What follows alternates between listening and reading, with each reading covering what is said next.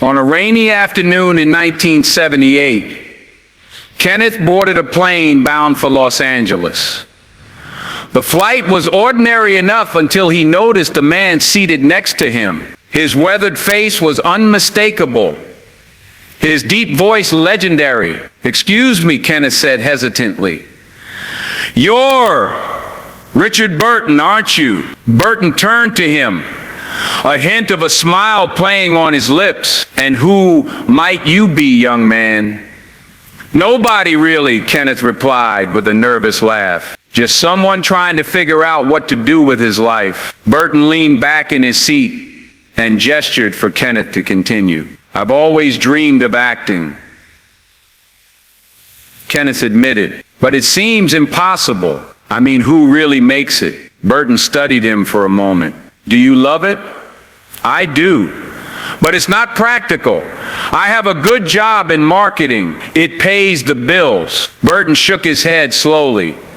"A true actor," he said, his voice low but firm, "doesn't care about fame or money. A true actor only cares about the craft. If you love it, then nothing else matters." Those words lingered with Kenneth long after the plane landed. Burton had left him with no promises of success, no guarantees of fortune, but he had given Kenneth something far more valuable: permission to dream. That night, Kenneth lay awake, staring at the ceiling of his small apartment. He thought about the long hours at his desk, the fluorescent lights, the endless marketing reports. Then he thought about the stage, the cameras, the chance to tell stories that move people. The next morning, Kenneth walked into his boss's office. "I'm quitting," he said simply. The boss raised an eyebrow.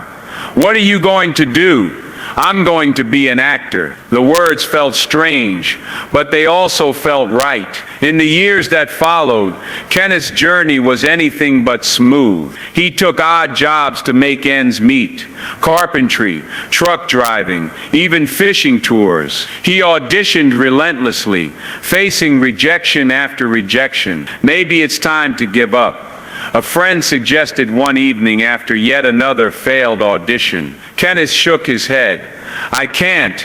This is what I'm meant to do." Bit by bit, the pieces began to fall into place. A small role here, a bit part there. His persistence paid off, and eventually, Kenneth landed the role that would launch him into the spotlight. His talent, combined with his work ethic, made him a household name. He became known for his commanding presence on screen, his ability to embody characters with depth and authenticity. But Kenneth never forgot the man on the plane. Years later, in an interview, he was asked what made him pursue acting. He recounted the story of the chance meeting, of the words that had changed his life. Because you see, Kenneth wasn't his real name. It was just a placeholder for a man who dared to leap into the unknown. Today, the world knows him as Kevin Costner, an actor, director, and storyteller who followed his passion with unwavering resolve.